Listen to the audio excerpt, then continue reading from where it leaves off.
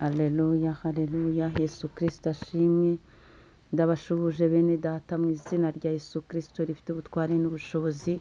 Iki gitondo tubyukiye imbere y'Imana ishobora byose, intwari ku rugamba, Imana igira neza, Imana ikiranuka, Imana nyamana, Imana ishobora byose. Iki gitondo turi imbere y'Imana, turashimiye Imana izinze ijoro ikazingura amanywa.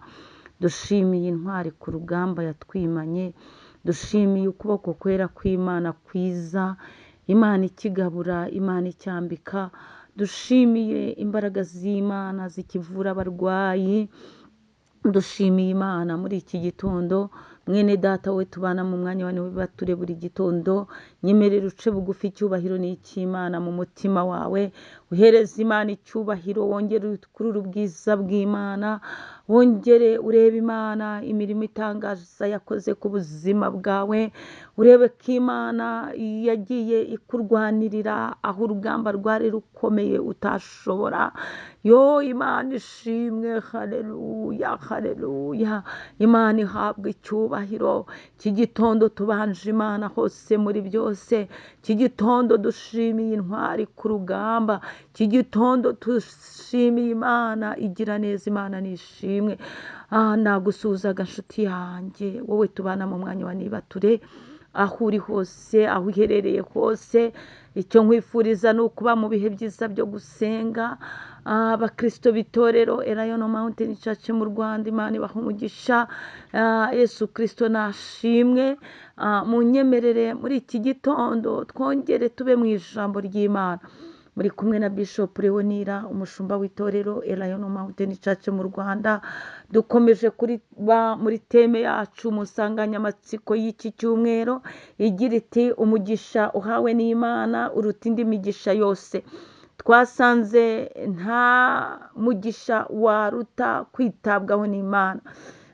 Imana iyo ikwitayeho ibintu birasobanuka.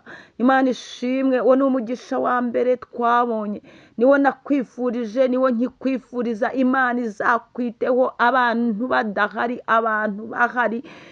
Iyo Imana ikwitayeho ibyawe bigenda bisobanuka. Ni ruto ni ruto, Imana ikagusobanura. Imana ishimwe.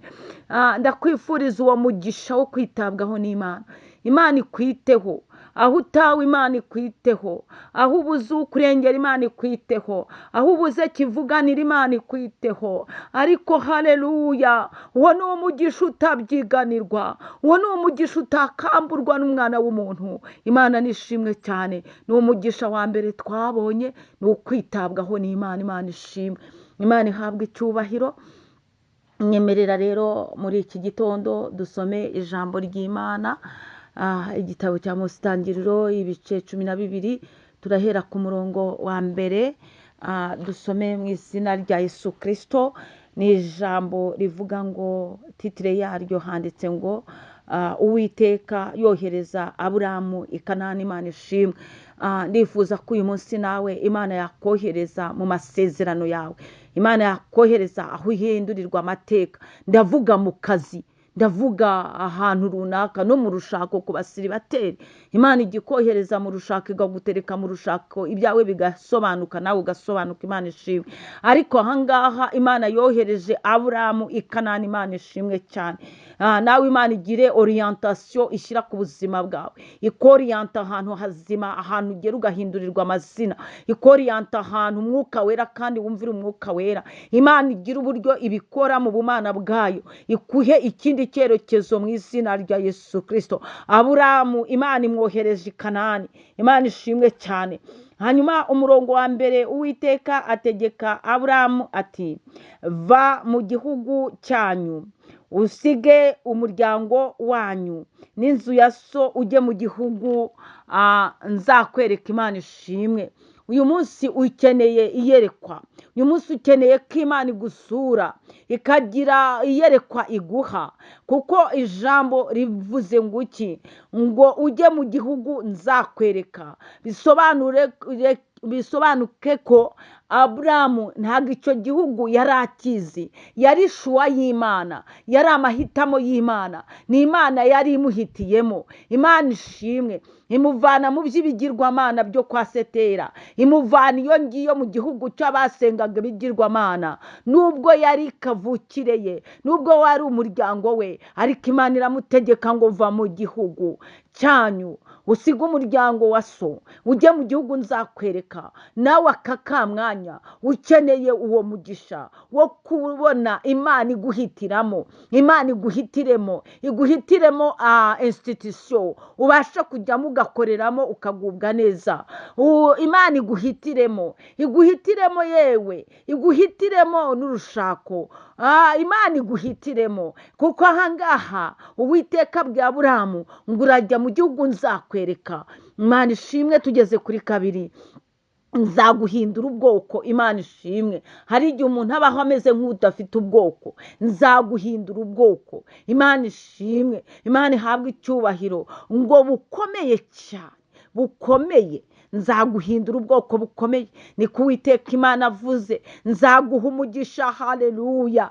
Imana irirahira, iravuga ngo nzaguha umugisha. Imana ishimwe. Imana ihabwe icyubahiro. Nzogeza izina ryawe, ni ukuvuga ngo izina ryawe rizamenyekana. Uzabe umugisha, uzabe umugisha, kandi nzaha umugisha abakwifuriza umugisha, kandi uzakuvuma nzamuvuma. Imana ishimwe. Aha bisobanuye iki? Imana ivuze ngo uzakuvuma nzamuvuma.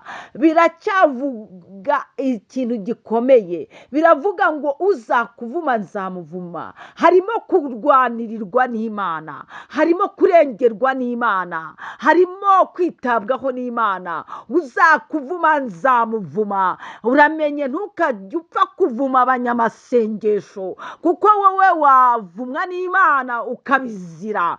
Rero ahangaha ni isezerano, ni isezerano rikomeye ku bakiriye Yesu Kristo nk'umwami n'umukiza wabo. Ni isezerano rikomeye ryo kurwanirirwa n'Imana, ni isezerano rikomeye ku bantu bakiriye agakiza, ni isezerano rikomeye ku bantu rwose bumvira Imana, ni isezerano rikomeye ku bantu bafite umutima unyuzwe n'ubushuti bwa Yesu Kristo. Kuko iyo uri inshuti ya Yesu Kristo, iyo wumva wishimira Imana, Imana ngira kurwanirira, ngo uzakuvuma nzagira gute? Nzamuvuma. Imana ishimwe. Kandi Imana yongeye kuvuga ngo iki? Iravuze ngo kandi muri wowe nimo imiryango yose yo mu isi izaherwa umugisha. Imiryango yo mu isi yireke, ahubwo muri wowe wa mumama we nimo abana bawe bazahererwa umugisha. Wa mupapa we, mu rugo rwawe, mu muryango ugukomokaho, nimo abana bawe bazahererwa umugisha. Nawe aka mwanya wishyire ku munzani mubyeyi. Ese koko urabona uri umuhesha w'umugisha ku bana bawe? Iyo witegereje ibintu ukora, iyo witegereje ubona koko abagukomokaho bahabwa umugisha kubera wowe. Imana ihabwa icyubahiro, kandi Imana itugirire neza. Niba wumva rwose waba uri umuhesha w'umugisha ku bana bawe, biragusaba gusenga, biragusaba kugirana ubushuti n'Imana, biragusaba kureka ibyaha, biragusaba kureka icyagutandukanya n'urukundo rw'Imana. Imana ishimwe. Imana ihabwa icyubahiro. Nakubwiraga ngo uyu munsi Imana hari icyo ikubwiye. Irakubwiye ngo nzakurwanirira. Hari umugisha wo kurwanirirwa n'Imana, kurwanirirwa n'Imana. Uzakuvuma nzamuvuma. Imana ishimwe. Kurwanirirwa n'Imana niwo mugisha ukomeye cyane. Uwo mugisha nta muntu wawugupfupfunyuraho. Imana iri kukurwanirira, ibikora wowe utareba. Hari umunsi umwanzi wawe aba ari buhagurukira kujya kugukorera dosiye ikurangiza. Uwo munsi akabyuka yarwaye malariya, uwo munsi akabyuka yarwaye diyare. Aho ngaho uba urwaniriwe n'Imana. Imana ishimwe cyane. Imana ihabwa icyubahiro. Nuko akazajya gukira yaranabivuyemo. Izo mbaraga zamuteje kurwara malariya cyangwa diyare wibwiye ko ziba zoroshye, ariko wowe nutakurikiza amategeko y'Imana, nutakizwa, ibyo bibi byose bizajya bikuzaho.